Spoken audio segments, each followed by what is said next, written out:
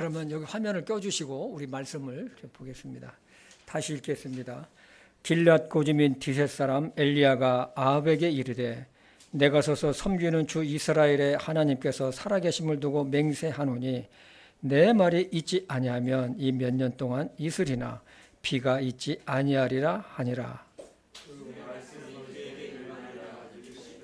너는 여기를 떠나 동쪽으로 가서 요르단 앞 그릿 시내가에 숨고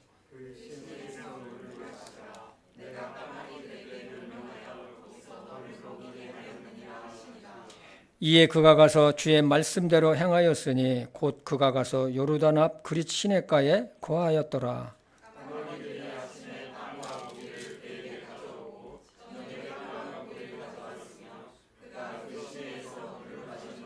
같이 읽을까요? 땅에 비가 내리지 아니하므로 얼마 뒤에 그 시내가 마르니라. 하나님 아버지, 오늘도 저희들에게 참 주의를 또 허락해 주시었어. 참 구원받은 하나님의 자녀들이 주님의 몸된 교회에 모여서 하나님을 예배할 수 있도록 인도해 주신 것을 진심으로 감사합니다. 하나님 아버지, 이 예배를 축복해 주시옵소서. 특별히 오늘 열왕기상 17장 1절에서 7절 말씀을 가지고 주님께서 이 엘리야를 통해서 주시는 귀한 교훈을 우리가 받기를 원합니다. 이 말씀을 축복해 주시옵소서. 전하는 자나 받는 자가 한 마음으로 주님께서 주시는 귀한 교훈을 받을 수 있도록 우리의 마음을 주장해 주시옵소서. 성령 하나님께 이 모든 것을 의탁하오며 예수님의 이름으로 기도했습니다. 아멘. 예. 참 말씀을 준비하면서 참 생각난 것이 이제 만 3년이 된 우크라이나와 러시아의 그 전쟁을 생각해 보았습니다. 한 사람의 그 잘못된 죄악된 한 사람의 일로 말미암아 그 영향력에 따라서 국민과 국가가 불행해지기도 하고 번영하는 국가가 되기도 한다는 것이죠. 지도자 한 사람이 역사를 바꿔버립니다. 우리나라가 이렇게 경제적으로 잘 살게 된 배경에는 70년대에 박정희 대통령이라는 강력한 지도자가 있었기 때문입니다. 그에 대한 여러 가지 평가가 있지만은 그러나 우리나라가 경제 발전을 이렇게 한 공로는 어느 누구도 부인하지 않는 사항입니다. 우리나라는 70년대 초반까지만 해도 북한보다도 못 살았어요. 필리핀보다도 못 살았어요. 참 가난한 나라였었습니다. 그러나 지금은 세계 10번째 경제 대국이 되었습니다. 이 모든 것 뒤에는 뛰어난 한 사람의 지도자가 있었습니다. 가정도 마찬가지입니다. 가족 중에 한 사람을 인해서 든든하게 서기도 하지만 또한 그렇지 않기도 합니다. 한 사람 때문입니다. 그러므로 깨어있는 한 사람이 굉장히 중요합니다. 한 사람 아담으로 말미암아 죄가 세상에 들어와서 모든 사람을 죄인이 되게 하였지만 한 사람 예수 그리스도로 말미암아 모든 사람이 죄에서 구원받을 수 있게 되었습니다. 한 사람입니다.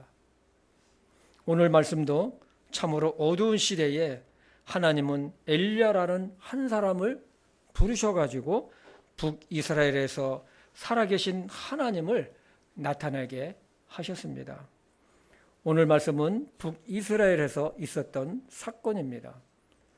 솔로몬 왕이 죽고 그의 아들 여로보암이 왕이 된 후에 이스라엘은 두 개로 쪼개지게 되죠.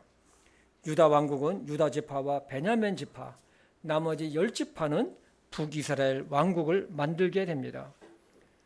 북이스라엘은 여로보암이 초대왕이 되면서 하나님을 버리고 하나님 자리에 우상 숭배를 받아들입니다. 여로보암은 북이스라엘 백성들이 성전이 있는 예루살렘으로 가서 하나님께 희생 제물을 드리는 것을 막기 위해서 북이스라엘 남쪽인 베델과 북쪽인 단에다가 금송아지를 세워놓고 그 우상들이 하나님이라고 속이면서 우상을 섬기게 했습니다.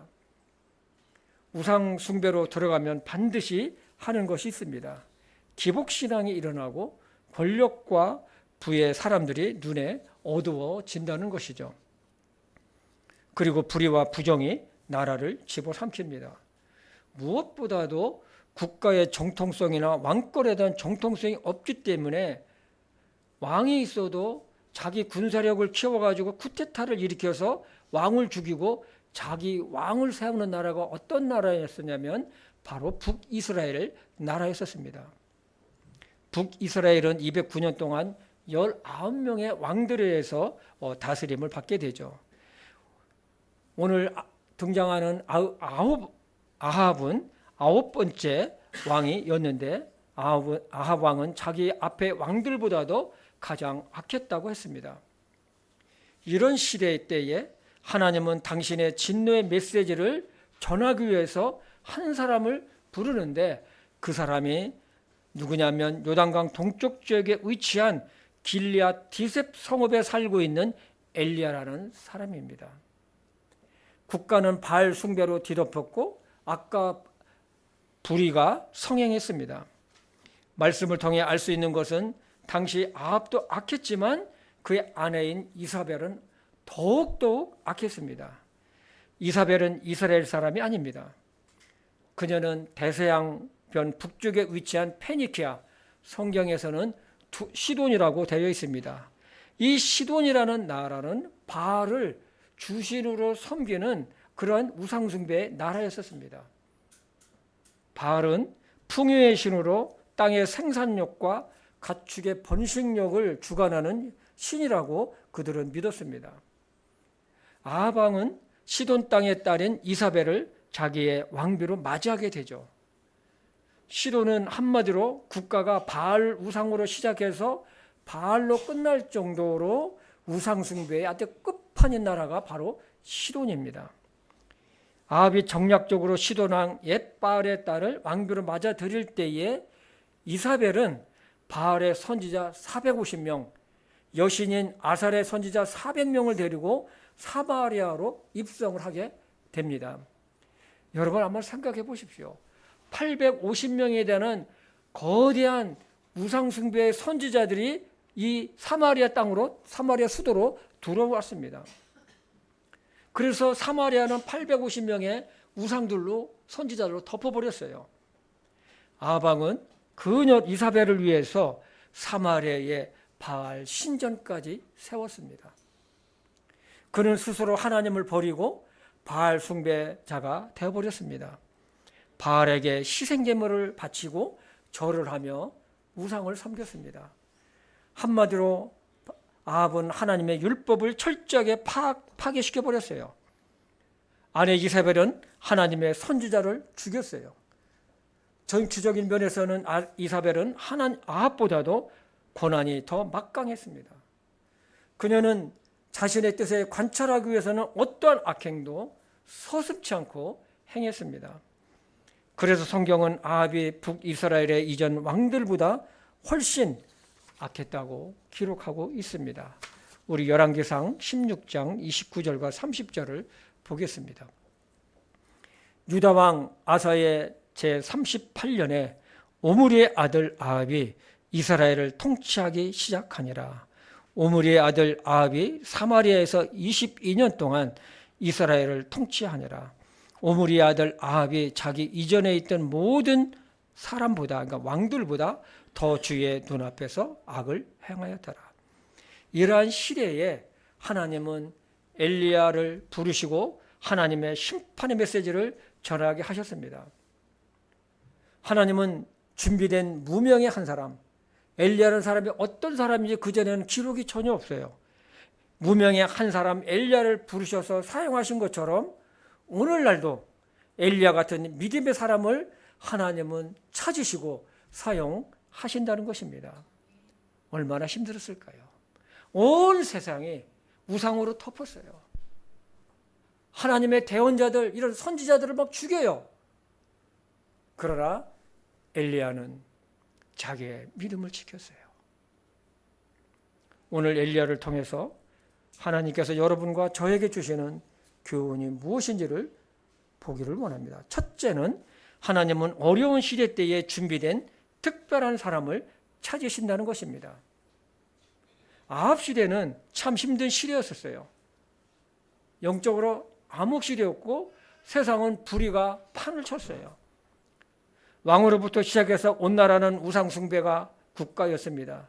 이러한 시대 때에 하나님은 엘리야라는 한 사람을 부르셔요. 하나님은 그에게 사명을 주시는데 그 사명은 죽음과도 같은 저주의 심판 메시지를 전하게 합니다. 웬만한 사람 같으면 전할 수 없는 내용입니다. 감히 왕한테 가서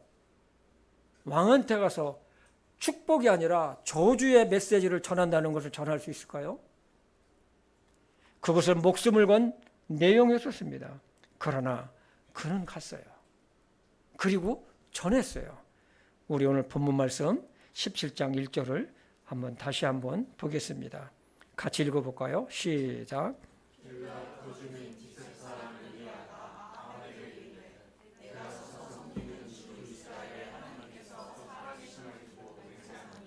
내 말에 있지 아니하면 이 몇 년 동안 이슬이나 비가 있지 아니하리라 하니라. 이 경고의 말씀을 누구에게 합니까? 감히 왕한테 가서 하는 거예요. 왕한테. 하나님은 북이스라엘에게 몇 년 동안 비나 이슬은 생각하지 말라는 심판의 경고였습니다. 엘리야는 온 나라가 왕으로부터 백성들까지 바알 숭배에 빠졌지만 그는 그렇지 않았습니다. 하나님은 그러한 환경 가운데서도 타협하지 않고 하나님께 대한 믿음을 지키며 하나님 편에 굳게 서 있는 엘리야를 찾으시고 부르셨던 것입니다. 엘리야의 이름은 여호와는 하나님이시다는 뜻이 있습니다. 그는 이렇게 말합니다. 아합 왕에게 내가 서서 섬기는 주 이스라엘의 하나님께서 살아계심을 두고 맹세하노니. 여러분, 이 말에서 엘리야가 어떤 믿음의 사람이 있는지 알 수가 있지 않습니까? 얼마나 당당합니까? 여러분, 우리는 어떻습니까? 정말 사람들 앞에서 나는 예수님을 믿는 그리스도인입니다, 당당하게 말하면서 여러분은 살아가고 있습니까? 우리는 생각해 봐야 됩니다. 엘리야는 왕을 두려워하지 않았습니다. 하나님께서 전하라고 한 것을 그대로 순종하며 당당하게 전하는 것을 보게 됩니다. 하나님은 어려운 시기 때에 준비된 사람을 부르십니다. 분명한 것은 엘리야는 세상적으로 훌륭한 사람은 아닙니다. 엘리야는 어두운 시기 때에 우상에 빠지지 않고 그런 문화에 동화되지 않았고 하나님께서 보실 때 준비된 사람임은 분명합니다. 그는 철저하게 우상 숭배하는 문화의 사회에 대항했어요. 그는 온 국가가 왕을 포함해서 백성이 우상 숭배할 때 그는 그것을 거절하고 하나님 편에 굳게 서 있었습니다. 그리고 온전히 하나님을 경외하며 구별된 믿음의 삶을 살았다는 것입니다. 그렇지 않았다면 그는 하나님 앞에서 부르심을 받지 못했을 것입니다. 하나님께서 보실 때 특별한 사람이 되지 못했을 것입니다. 부르지도 않았습니다. 하나님은 당신의 자녀들에게 요구하시는 것이 있습니다. 세상에 어떻게 빠지든지, 세상에 어떻게 변하든지 그것은 불신자들을 가득한 세상 문화에 동화되지 말라는 것입니다. 하나님의 말씀에 따라서 하나님 편에 서서 네가 굳건히 서서 있으라는 것입니다. 우리가 잘 아는 말씀을 보겠습니다. 로마서 12장 1절과 2절입니다. 같이 읽을까요? 시작. 그러므로 형제들아, 내가 하나님의 긍휼을 힘입어 너희에게 간청하노니 너희는 너희 몸을 거룩하고 하나님께서 받으실 만한 살아있는 그것이 너희에게 합당한 섬김이니라. 너희는 이 세상에 동화되지 말고 변화를 받아 하나님의 선하시고 받으실 만하며 완전하신 뜻이 무엇인지 입증하러 하라. 여러분, 동화가 뭡니까? 이 구별되는 거하고 이 반대가 되는 단어입니다. 근데 여러분, 오늘날은 세상이요, 예수님을 믿지 않는 세상에서는 어떠냐면 이 혼합을 되게 좋아해요. 혼합이요.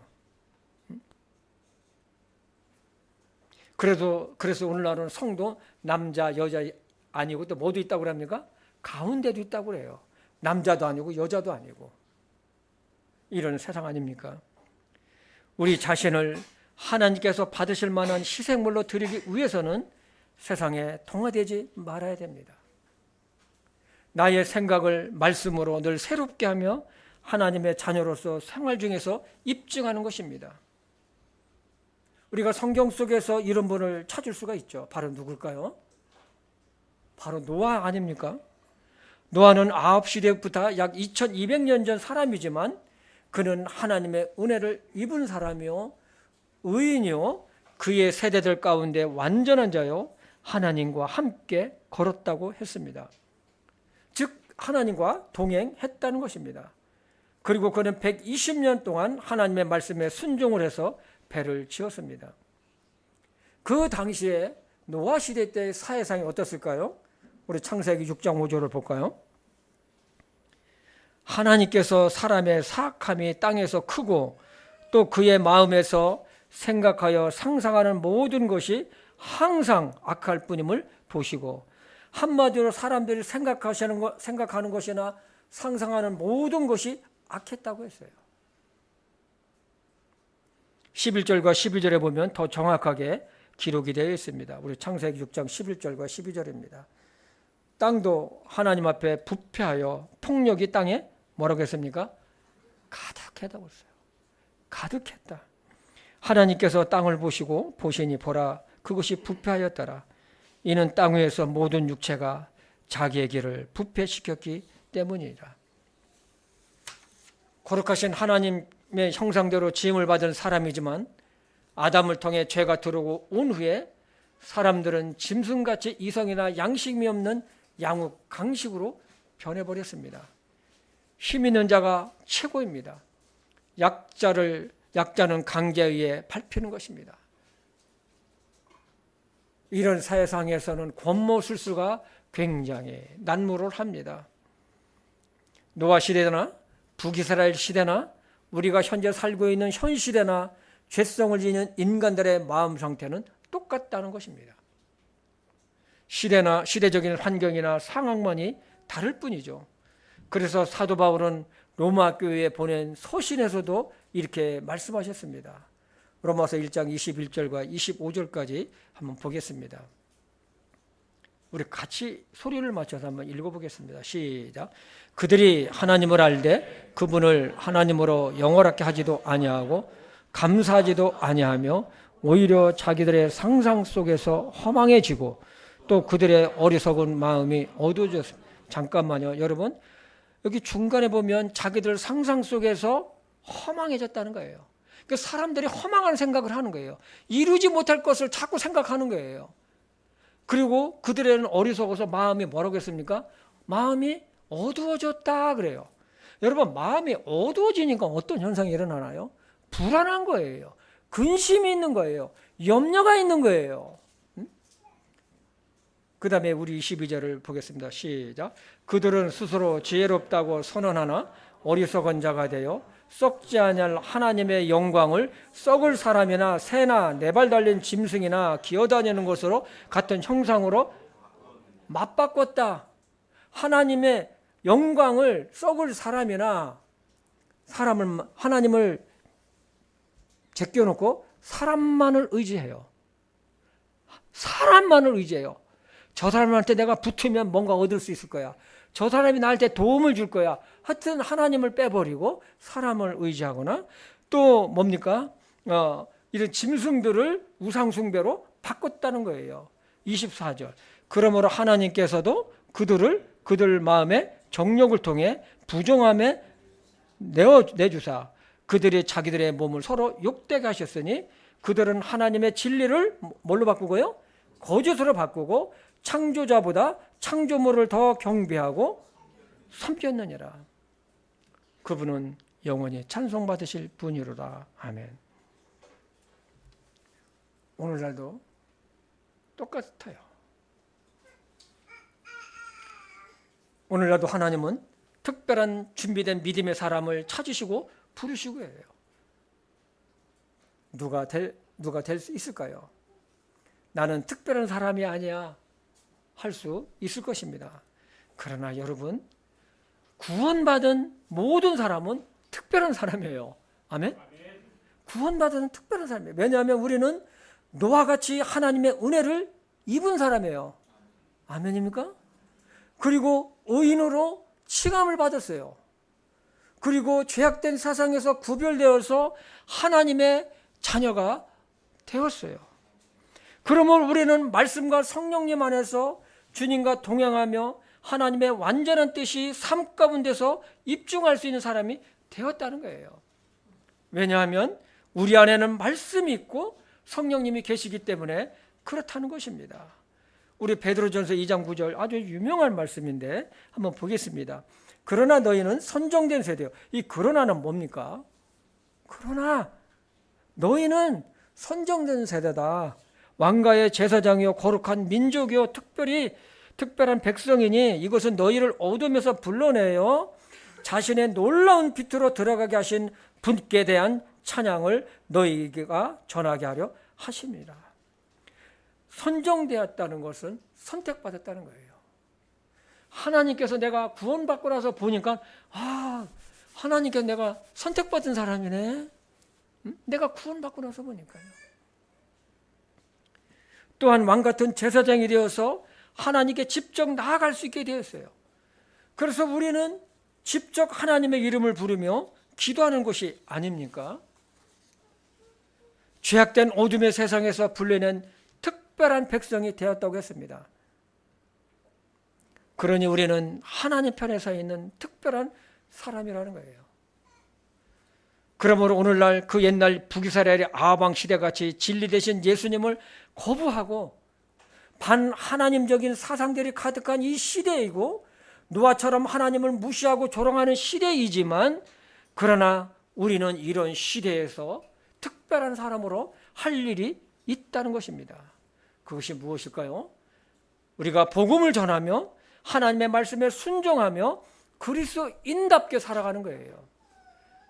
그리스도인답게 살아가는 거예요. 아멘. 그리스도인 안답게 살아가는 것입니까? 아니잖아요. 그리스도인답게 우리는 이 세상에서 살아가야 되는 것입니다.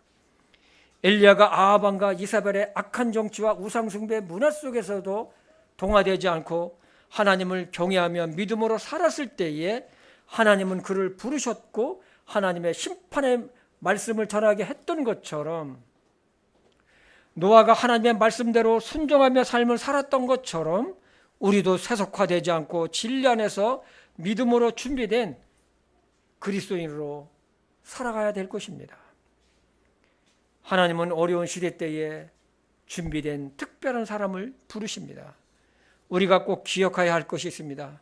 그것은 우리가 세상에 통화되지 말자 이것입니다. 하나님께서 나에게 원하는 것이 무엇인지를 깊이 생각하며 사는 것입니다. 사람이 이것을 생각하지 않으면 자기 생각 속에서 살게 되기 때문에 그렇습니다. 그러므로 하나님께서 기뻐하시는 것이 무엇인가?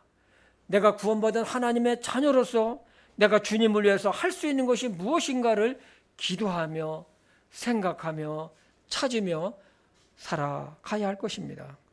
그러면 나의 생각이나 나의 행동이 변화될 것이에요. 이것을 생각하지 않으면 생각의 변화가 일어나지 않을 것입니다. 하나님의 자녀로서요 특별한 사람으로 살아가게 될 것입니다. 두 번째로는요, 이 특별한 사람은 우리는 특별한 사람이라고 그랬잖아요. 외로울 수도 있습니다. 뭐라고요? 외로울 수도 있어요. 여러분, 내가 그리스도인답게 살려고 하면 어떻습니까? 세상에서 외로울 수 있어요. 외로울 수 있어요. 엘리야는 외로웠어요. 그 시대에 엘리야와 함께하는 사람이 없었다는 거예요. 모세에게는 아론이라는 형을 붙여주셨어요. 사도 바울에게는 믿음의 형제들이 옆에서 받쳐주고 있었어요. 그러나 엘리야는 그 시대에 외로운 하나님의 사람이었어요. 그는 아방에게 가뭄의 심판을 전한 후에 하나님으로부터 요단강가에 있는 그리 시내가에 가서 몸을 숨기라는 명령을 받게 됩니다. 그 기간은 고독한 시간이요, 외로운 시간이었었습니다. 그러나 여기에는 엘리야를 보호하시려는 하나님의 의도도 있었지만, 그러나 더 깊은 하나님의 뜻이 있었어요. 그것이 무엇일까요? 훈련이었어요. 훈련이었어요. 하나님은 엘리야를 훈련시켜서 완전한 하나님의 사람으로 만들고자 하셨습니다. 우리가 잘 알고 있는 갈멜산의 전투도 엘리야가 훈련받지 않았다면 그 일을 감당할 수 있었을까요? 감당할 수 없었어요. 하나님은 몇 년 후에 치러질 갈멜산에서의 우상 숭배자들 850명과의 전투를 미리 준비를 하셨던 것입니다. 강한 군인은 강한 훈련에서 나온다는 말이 있습니다. 하나님은 고난 속에서 당신의 자녀를 빚으셔요. 훈련시키시는 거예요. 엘리야는 하나님의 말씀에 순종해서 요단강가에 있는 그리 시내가로 들어갔어요. 그것은 오직 하나님 위에는 생각할 것이 아무것도 없어요. 화려한 것도 없어요. 아무것도 없어요. 세상의 잡다한 것으로부터 아방이나 이사벨의 위험으로부터도 떠나 있어요. 그곳에서는 오직 하나님만 있는 거예요. 하나님만이 보이는 거예요. 그곳에서 그리 시냇물을 마시며 까마귀를 통해 먹으시는 하나님의 특별하신 역사심과 손길을 경험을 시키시는 것입니다. 우리도 그리스도인답게 살고자 하면 외로울 수가 있어요. 다른 친구들 다 하는데, 다른 사람들 다 하는데, 나는 거기 빠지면 어떡해. 우리는 세상에서 고독할 수 있습니다. 그러나 그 시간에도 주님은 우리와 함께 하신다는 사실입니다. 우리에게도 조용한 곳을 찾아 하나님과 1대1에 대면하는 시간이 아주 꼭 필요합니다. 아멘입니까? 오늘날 보면 이 컴퓨터나 스마트폰, 우리의 눈과 마음을 훔쳐가는 전자 디지털 기기들이 우리 옆에 아주 있습니다. 그래서 우리가 강한 믿음의 사람이 되기 위해서는 일정 시간 이런 것들로부터 격려가 필요하다는 것입니다. 세상의 이러한 곳으로부터 벗어나 오직 하나님만을 생각하며 깊은 영성을 깨우는 시간이 꼭 필요하다는 것이에요. 예수님도 제자들을 뒤에 두시고 하나님과 1대1의 시간을 위해 한적한 산에 올라가셔서 기도하신 것을 우리는 잘 알고 있습니다. 우리도 하나님과의 관계를 바르게 정립하기 위해서는, 또 영적으로 깨어있기 위해서는 의지적으로라도 혼자 있는 외로운 시간이 필요합니다. 그것이 큐티가 될 수도 있어요. 그것이 기도하는 시간이 될 수도 있고 하나님의 말씀을 깊이 묵상하는 시간이 될 수도 있습니다. 그리고 세상적으로는 우리가 외로울 수도 있어요. 왜냐하면 죄된 길에 우리가 함께하지 않기 때문에, 그 무리에서 내가 빠져나와서 있기 때문에 외로울 수도 있을 수도 있다는 것입니다. 하나님은 엘리야를 훈련시키시면서 그리 시냇가에서 자신의 생명을 친히 돌보신다는 것을 경험을 시키십니다. 엘리야는 잘 훈련받았어요. 그리 시냇가에서의 시간은 참 힘든 시간이었습니다. 고독과도 싸워야 했을 것입니다. 하나님은 어려움을 통해 당신의 자녀들을 훈련시키십니다. 철저하게 하나님만을 의지하고 바라게 하십니다. 여러분이 잘 아는 요셉도 그렇지 않습니까? 그는 이집트에서 훈련을 받았어요. 보디발의 집에서도, 특별히 감옥에서도 받았습니다. 요셉이 믿음으로 잘 준비되어 있지 않았다면, 외로워도 꿋꿋하게 자신의 믿음을 지켰기 때문에 보디발의 아내의 거듭된 성적인 유혹도 물리쳤던 것입니다. 감옥에서도 보인 하나님을 향한 믿음의 자세는 그를 이집트의 총리가 되게 했습니다. 그도 오랜 세월 홀로 하나님을 경외하며 고독한 세월을 보냈습니다. 11명의 형들로부터도 얼마나 왕따를 당해가지고 외로웠을까요? 외로웠어요. 이것이 하나님 편에 선 자들이 경험하는 특징이기도 합니다. 여러분들은 어떻습니까? 예수님을 믿기 때문에 하나님의 자녀로 살아가면서 외로울 때는 없었나요? 그런데 믿음의 사람으로 그리스도인으로 살고자 하면 외로울 때가 있습니다. 하나님 편에 선 자들은 세상에서 외로울지라도 주님과 동행하는 삶을 선택했습니다. 그러나 준비되지 않으면 그렇게 할 수 없을 것입니다. 여러분은 어느 편에 서 계십니까? 특히 믿음의 사람들을 보면 주변 상황에 개의치 않는 것을 보게 됩니다. 노아 때에도 엘리야 시대 때에도 요셉도 모든 주변 상황을 참 좋지 않았습니다. 어렵고 힘든 시기요 홀로 지내야 하는 외로운 시간이었습니다. 때로는 생명의 위험을 느끼기도 했습니다. 때로는 친구들과 주변 사람들, 가족들로부터 조롱과 왕따도 있었을 것입니다. 그러나 그들은 믿음의 길을 선택했고 하나님 편에 섰습니다. 하나님은 이런 자를 찾으시고 사용하시고 함께 하십니다. 우리는 하나님 앞에서 준비된 비어있는 그릇이 늘 되어 있어야 합니다. 언제라도 주님이 원하시면 나를 사용하시도록입니다. 우리 베드로후서 2장 20절과 21절을 한번 보겠습니다. 그러나 큰 집에는 금그릇과 은그릇이 아니라 나무그릇과 질그릇도 있어 어떤 것들은 존귀에 이르고 어떤 것들은 수치에 이르나니 그러므로 사람이 이런 것들로부터 자기를 깨끗하게 하면 준비되어 있으면 존귀에 이르는 그릇 곧 거룩히 구별되어 주인이 쓰기에 합당하며 모든 선한 일에 예비된 그릇이 되리라. 아멘입니까? 아멘입니다. 우리는 주님이 쓰시기에 합당한 믿음의 그릇들이 되어 있어야 된다는 것입니다. 주님, 제가 여기 있나이다. 세상적으로는 외로울지라도 하나님과는 외롭지 않은 영적으로 충만한 삶을 누리게 될 것입니다. 마지막 세 번째로는 세상의 어려움도 같이 우리는 겪게 된다는 것입니다. 엘리야는 그리 시냇가에서 시냇물이 마르기까지 먹고 사는 것이 순조로웠습니다. 흐르는 시냇물을 마셨고 하나님께서 까마귀를 통해서 아침 저녁으로 빵과 고기를 제공하셔서 먹는 것이 해결이 됐습니다. 그런데 문제가 생기기 시작했습니다. 가뭄이 길어지면서 북이스라엘에 임한 가뭄은 그리 시냇가도 예외는 아닙니다. 시냇물이 말라버렸습니다. 먹을 물이 없어진 것이죠. 물이 없으면 생명 유지가 어렵잖아요. 마침내 가뭄의 고통도 엘리야에게 미치게 된 것입니다.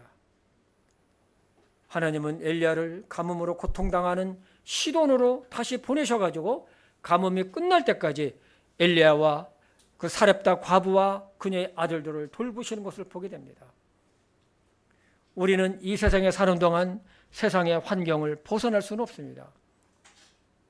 요즘 우리나라는 탄핵 정국으로 인해서 사람들의 마음이 굉장히 어렵습니다.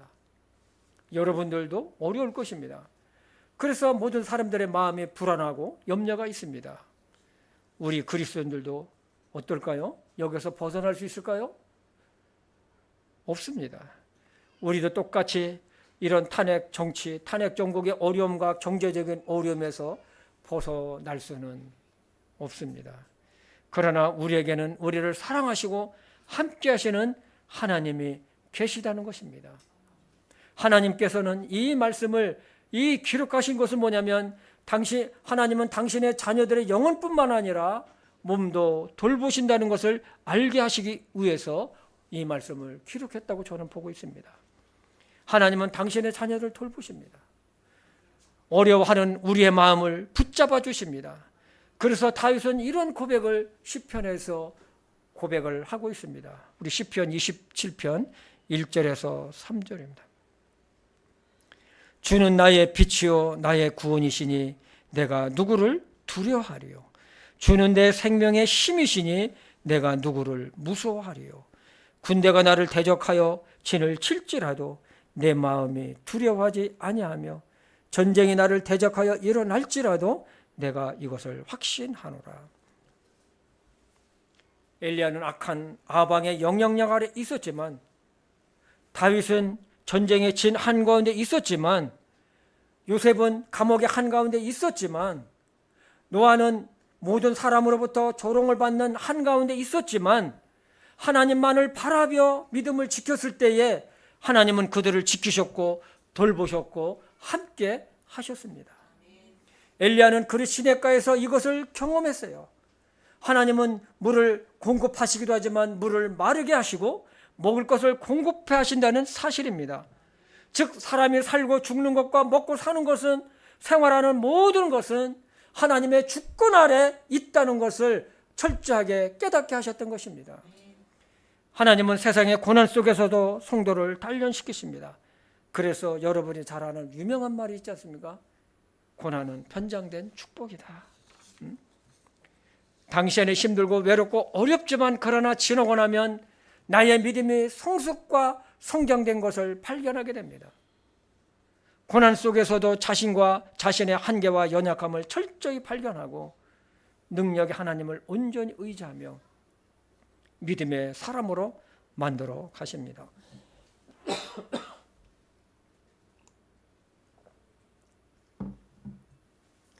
우리는 이 세상에 머무는 동안 불신자들과 세상 사람들과 겪는 어려움을 똑같이 겪게 될 것입니다. 그러나 우리에게는 그 고난이 아픔이 아니라 우리의 믿음을 성숙시키는 과정이요, 강건한 그리스도인으로 잘 훈련된 영적 군사가 되게 될 것입니다. 오늘도 역사의 수레바퀴를 움직이시고 계시는 하나님은 잘 준비된 믿음의 사람을 찾아 당신의 일을 하게 하십니다. 하나님은 당신을 경외하며 늘 믿음의 편에, 하나님 편에 서 있는 믿음의 사람이 되도록 훈련시키지만, 그러나 여전히 우리를 아끼시고 우리를 돌보시는 하나님이라는 것을 잊지 마시기를 바랍니다. 오늘 말씀을 정리하면, 첫째는 뭐냐면 하나님은 오늘날도 준비된 믿음의 한 사람을 찾으시고 부르시고 사용하십니다. 여러분과 제가 되기를 원합니다. 주님의 뜻이라면, 주님의 말씀이라면 순종하는 자세, 세상과 동화되지 않은 구별된 삶을 살며 하나님의 뜻을 구하며 사는 사람입니다. 둘째는 외로울 수 있습니다. 엘리야는 외로웠습니다. 정말로 그리스도인들이 이 세상에서 성경적인 가치관을 가지게 되면은 외로울 수 있다는 것입니다. 그러나 하나님은 그리스도인들이 세상에 동화되지 않고 구별된 삶을 살기를 원하십니다. 셋째는 하나님의 자녀도 세상에서 똑같은 환경에서 곤란을 겪게 된다는 것입니다. 엘리야는 아방의 눈을 피해 외로움과 싸우게 하셨습니다. 북이스라엘 기근의 물이 말랐을 때 그의 시냇가의 물도 말랐습니다. 그러나 하나님은 이러한 어려운 환경을 통해 가운데서도 자신과 함께 하시며 공급하시는 능력의 하나님을 엘리야가 경험시켜 버립니다. 그리고 하나님과 시간을 가지며 철저하게 하나님의 능력을 의지하는 훈련을 통해 당신의 사역을 감당하게 하셨습니다. 이런 엘리야의 모습을 보면서 여러분과 제가 되기를 바랍니다. 우리의 모든 성도님들은 엘리야같이 준비된, 세상에 동화되지 않은, 그래서 하나님께서 귀하게 사용하시는 믿음의 군사들이 되기를 주님의 이름으로 축복합니다. 기도하겠습니다. 하나님 아버지, 오늘 엘리야를 통해서 우리에게 교훈해 주신 것 감사합니다. 세상에는 정말로 반하나님적이고 참 이 예수님 믿는 것에 대해서 무관심하고, 그렇지만 이런 세상이지만, 그러나 우리는 이런 세상 속에 동화되지 않고 늘 믿음으로 하나님 편에 서 있는 준비된 그리스도인이 될 수 있도록 도와주시옵소서. 예수님의 이름으로 기도했습니다. 아멘.